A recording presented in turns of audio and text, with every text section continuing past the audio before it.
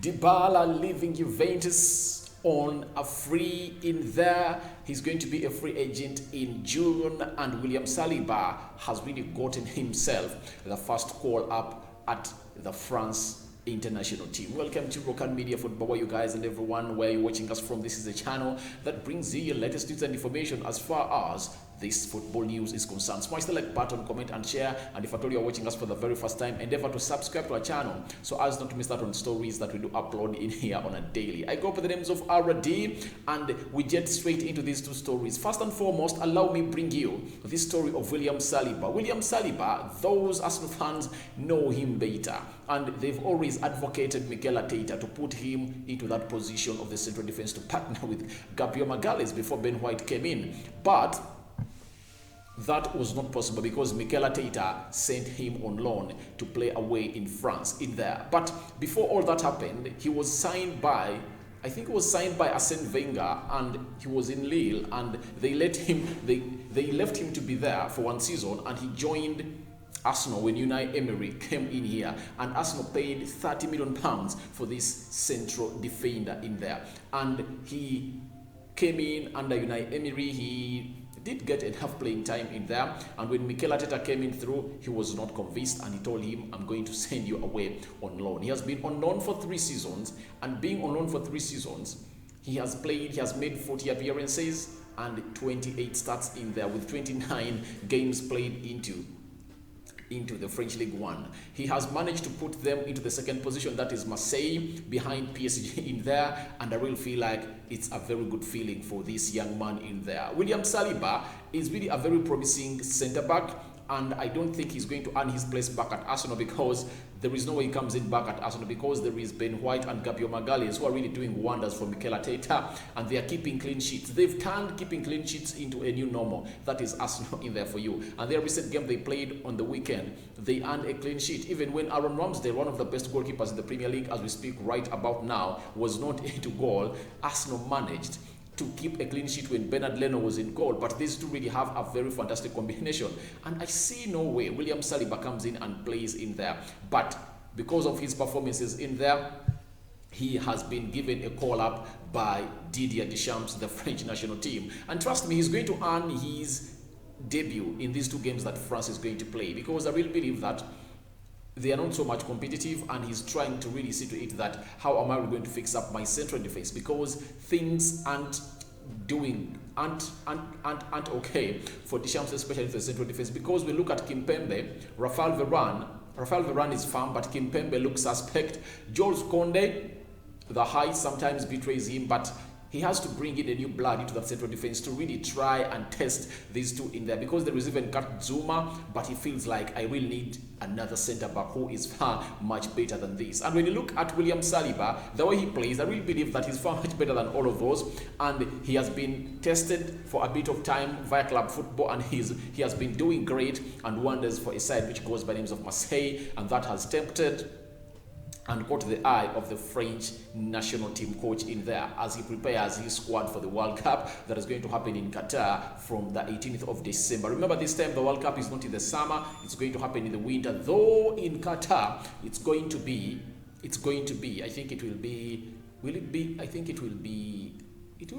a winter, I think, that side, because I really feel like they never wanted to play a World Cup in so much heat in there, so they decided to postpone it from June to December 18th to November 18th. It's starting November 18th in there. So William Saliba has gotten himself a call up at the French national team. Kudos, William Saliba. We wish you all the best in there, and I really believe that Arsenal is going to get some good money out of this young lad, because he is proving good. This is not the first time it's happening to the people that Mikel Arteta felt like they are not good for his team. Matteo Guendouzi, you remember him very well, who has finally signed up for, is it Monaco?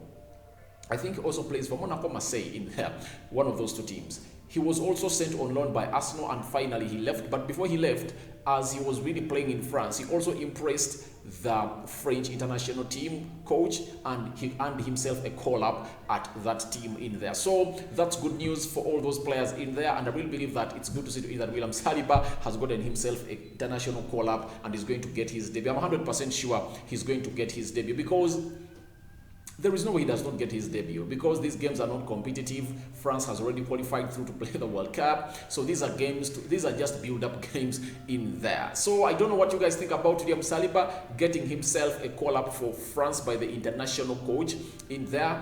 Go into the comment section and tell me what you think about it in there. We go to the Dybala story. Today, Fabrizio Romano came up and first tweeted this: Dybala will leave Juventus as free agent. There was full verbal agreement last October for 8 million euros plus 2 million euros net salary until 2026. Then Juve decided to change their proposal. Paul is not happy with current new conditions and he will now open talks with other clubs in there. When you hear it has reached March, just know everything is at tension. We are so much into the transfer news, and you are really going to see very many transfer stories coming in through, because this of Dybala is going to headline most of those, because we know that very many clubs, especially in the Premier League, are looking at centre forwards. Look at Arsenal are looking for centre forward. Look at Manchester United are looking at a centre forward, though for them feel like they should go for a young one. Dybala is 28. Spurs are looking for centre forward because they're afraid of Harry Kane might leave. Chelsea might go in for Dybala because a player who goes by the names of Romelu Lukaku is not performing as they expected in there. So Dybala is going to leave Juventus on a free transfer, and this is really bad, and this is really a norm that players have really decided to do in there. Remember last season, let me give you a list of players who really went on free last summer: Sergio Ramos, Donnarumma, Jorginho Wijnaldum. Which other player? I think there are like 5 or 6 players that really. Memphis Depay, right? Yeah, Memphis Depay from Lyon to a side which goes by the names of Barcelona. You get? So players have really adopted a norm of really non-signing contracts and really go out on a free. Because when Dybala goes out on a free from Barcelona, he's going to get huge money. They might get him like 20 or 15 million pounds sign-on fee. You get?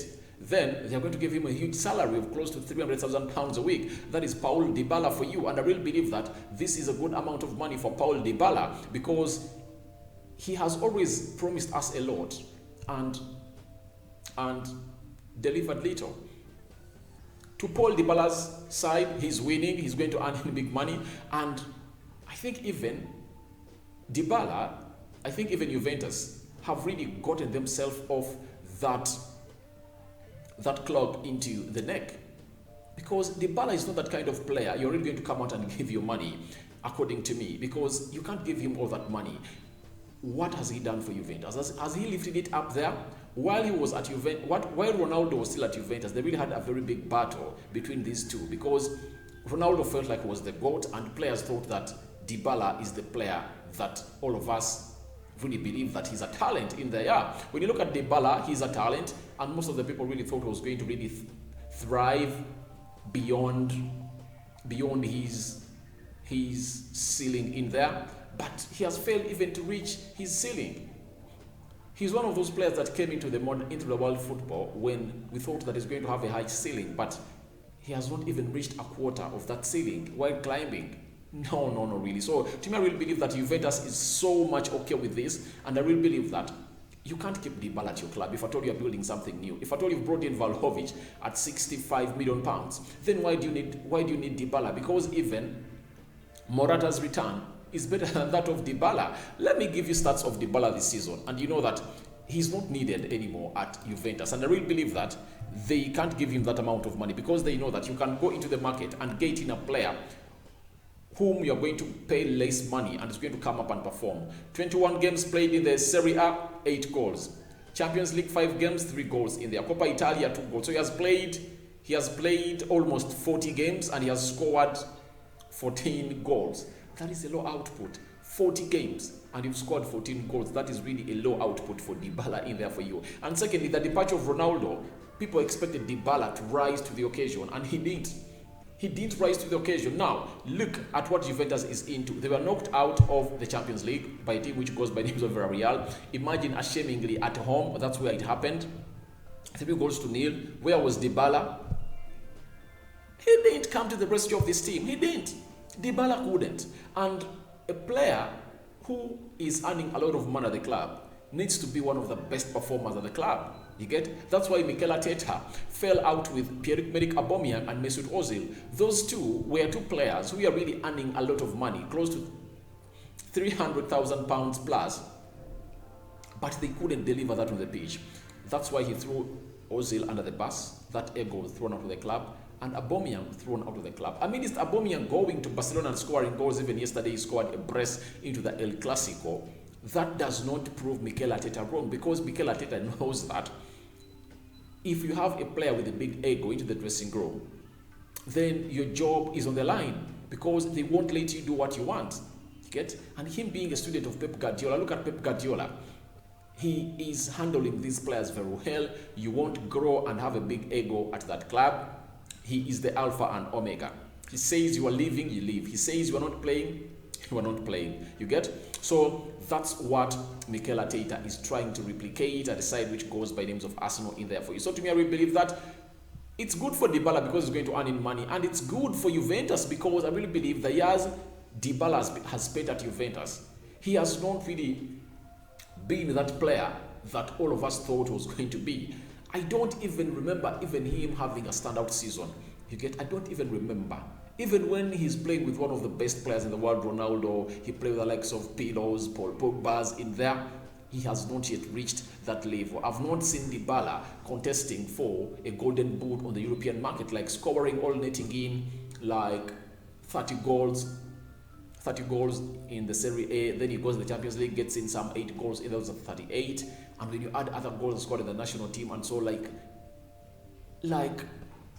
averaging close to 40 goals a season, he's inconsistent, and there is no way you give a player who is inconsistent that amount of money. That's out. No way. I really support Juventus for not giving Paul Dybala a new contract on the conditions I had said, because I'd rather give that money to Vlahovic, because for him, he's young, 21 years of age, and he's bringing some bit of freshness into the club. So Dybala, you will earn some money, but to me, I will feel like it's a very big decision taken by Juventus, known to give you good money. So I don't know which team is going to fall a victim for Dybala, because I really believe that he's not going to do anything into the modern football. I really believe like teams like Newcastle can take him if at all he's money oriented. He can go in and do a job that side in there. You never know, even Pep Guardiola might go in for him, because Pep Guardiola is looking for a centre forward, but a centre forward who is inconsistent and not putting in balls at the back of the net consistently. I don't know the reason as to why Pep Guardiola will go in for him. So guys, feel free to go into the comment section and tell me what you think about Paul Dybala